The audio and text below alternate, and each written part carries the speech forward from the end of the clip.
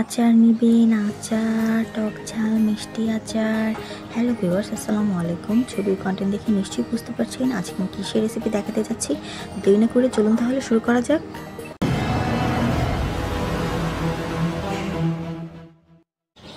তো জলপাই আচার বানানোর জন্য প্রথম উপকরণ হচ্ছে আমাদের জলপাইগুলো হতে হবে বড়, শক্ত, কাঁচা এবং অবশ্যই ফ্রেশ জলপাইগুলো আমাকে নিয়ে নিতে হবে। এখানে আমার জলপাইয়ের মধ্যে কিছু কিছু নষ্ট জলপাই রয়েছে, তো সেগুলো আমি বাদ দিয়ে দিব পরে। তো প্রথমেই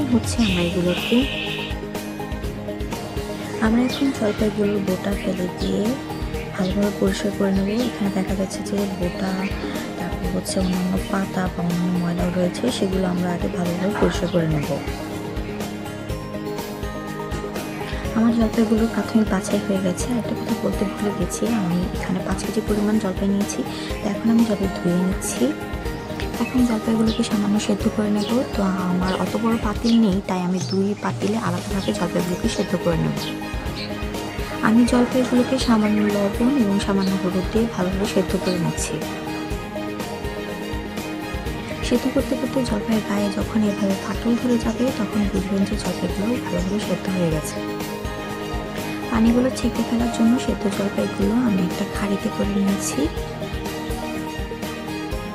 আচার মশলার জন্য নিয়ে নিলাম ধনিয়া, জিরা, পাঁচফোড়ন এবং 6-7টা শুকনো মরিচ। সবগুলো উপকরণ ভালোভাবে তাওয়ায় টেলে নিয়ে গুঁড়ো করে নেব। এখানে নিয়েছি 1 টেবিল চামচ আস্ত সরিষা, আমি ভিনেগার দিয়ে বেটে নেব। এখানে কিন্তু পানি ইউজ করা যাবে না, আপনারা পানির পরিবর্তে ভিনেগার ইউজ করবেন।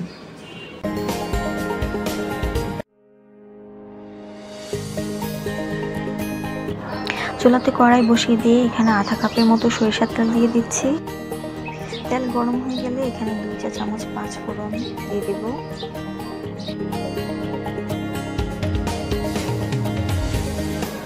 কিছু গরম মশলা দিয়ে দিচ্ছি, একটা তেজপাতা, মাঝখান থেকে জিরে, 2 টুকরো দারচিনি এবং 2টো এলাচ।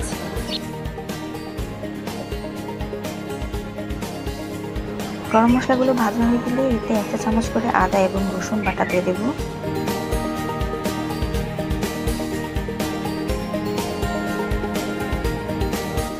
সেই সাথে যাবে আগে থেকে বেটে রাখা সরিষাগুলো।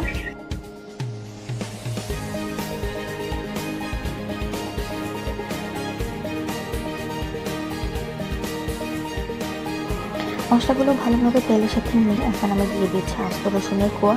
এগুলো চাইলে আপনি বেশিও দিতে পারেন, আবার চাইলে আপনি স্কিপও করতে পারেন।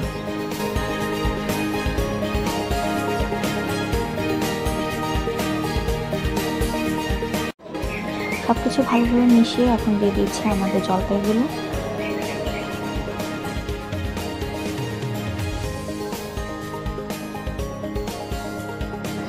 আমি আচারটা আধা ভাঙা করে দেবো, তাই আমি হাত দিয়ে জলপাইগুলোকে একটু ম্যাশ করে দিচ্ছি।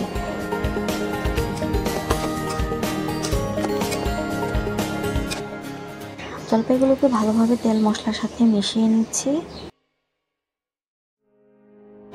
মিষ্টির জন্য আমি এখানে 1.5 কাপ পরিমাণ গুড় ব্যবহার করব। আপনারা চাইলে আপনাদের প্রয়োজন অনুযায়ী মিষ্টিটা কমিয়ে বাড়িয়ে নিতে পারবেন। স্বাদ মতো লবণ দিয়ে দিলাম।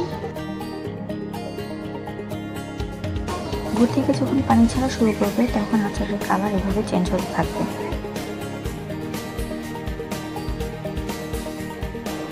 অবশ্যই কিছুক্ষণ পরপর নেড়ে দিতে হবে, না হয় আচার নিচে থেকে লেগে যাবে।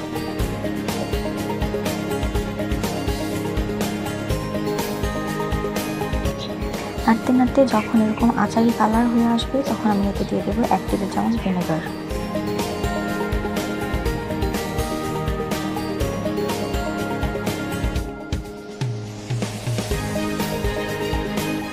সবশেষে ভাজা মশলাগুলো দিয়ে 1-2 মিনিট নেড়ে এটাকে নামিয়ে নিতে হবে।